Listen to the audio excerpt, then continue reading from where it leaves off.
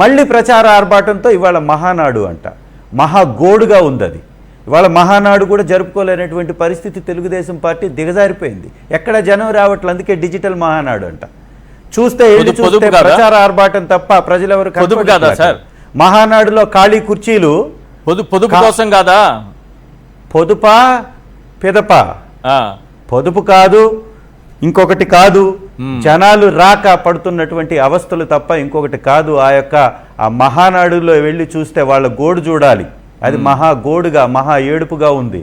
ఇవాళ మేము అక్కడే ఎదురుగే ఆ యొక్క విద్యాశాఖ భవన్కి ఎదురుగే ఆ మహానాడు జరుగుతుంటే ఖాళీ కుర్చీలు, కలర్ఫుల్ జెండాలు తప్ప జనం ఎవరు లేరు అక్కడ. మీరు ఒకసారి కావాలంటే వెళ్ళి గమనించండి.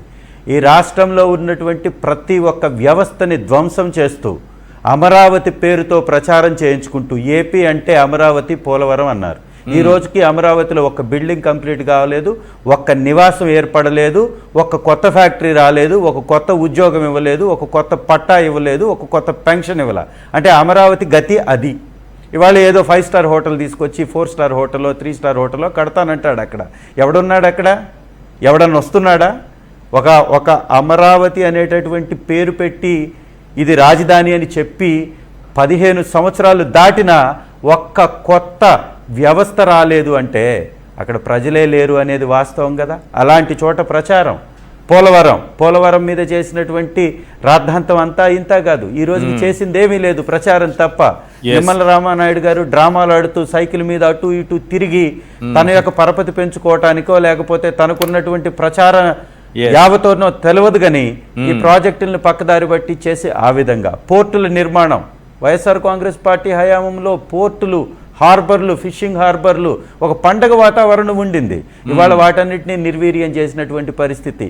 పిల్లల పాఠశాలలు పూర్తిగా విద్యా వ్యవస్థని ఈ ఐటీ శాఖ మంత్రి పక్కన పడేశాడు. ఐటీ శాఖ అంటే ఇల్లీగల్ ట్రాన్సాక్షన్ శాఖగా మార్చేస్తున్నాడా అనేటటువంటి అనుమానం కనపడుతుంది. వాళ్ళ ఐటీ అంటే ఇన్ఫర్మేషన్ టెక్నాలజీ అని తను అనుకుంటున్నట్టుగా కనపడట్లా, ఇల్లీగల్ ట్రాన్సాక్షన్ శాఖగా మార్చేస్తున్నాడా అనే విధంగా వారి యొక్క ప్రవర్తన ఉంది. తన సొంత శాఖలో, తన దగ్గర ఉన్నటువంటి విద్యాశాఖలో ఇంత పెద్ద తప్ప.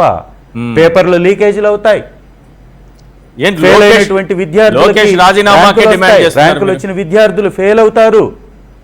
మొత్తం ప్రభుత్వాన్ని ఖచ్చితంగా లోకేష్ గారు రాజీనామా చేయాలి. ఈ యొక్క డిఎస్సి మీద జరిగినటువంటి అవినీతి మీద సిబిఐ ఎంక్వైరీ చేయాలి. ఇక్కడ ఉన్నటువంటి వ్యవస్థలు ఎంక్వైరీ చేస్తే వీటి మీద నిజం రాదు బయటికి, నిజం నిగ్గు తేల్చలేదు. ఎందుకంటే పై స్థాయిలో ఉన్నటువంటి వాళ్లే వీటికి పాల్పడ్డారనే అనుమానం ఉన్నప్పుడు ఈ రాష్ట్రంలో ఉన్నటువంటి వ్యవస్థల ద్వారా ఆ ఎంక్వైరీలు జరిగితే న్యాయం బయటికి రాదు. కాబట్టి నిరుద్యోగుల్ని వారి గుండెల్లో గుణపాలు దించినటువంటి ఈ యొక్క కూటమి ప్రభుత్వం ఖచ్చితంగా వాళ్ళు కానీ తప్పు చెయ్యకపోతే దమ్ము ధైర్యం ఉంటే సిబిఐ ఎంక్వైరీని వాళ్ళు కాల్ఫర్ చేసుకోవాలి. వైఎస్ఆర్ కాంగ్రెస్ పార్టీ ప్రతిపక్ష పాత్రని బలంగా ప్రజల పక్షాన పోరాటం చేస్తూ ఉంది. దాదాపు 2 సంవత్సరాల్లో అనేక అంశాల మీద మీరు కానీ చూస్తే సార్, ఈశ్వర్ గారు, చంద్రబాబు నాయుడు గారు ప్రతిపక్షంలో ఉన్నప్పుడు 3 సంవత్సరాలు బయటికి రాలేదు.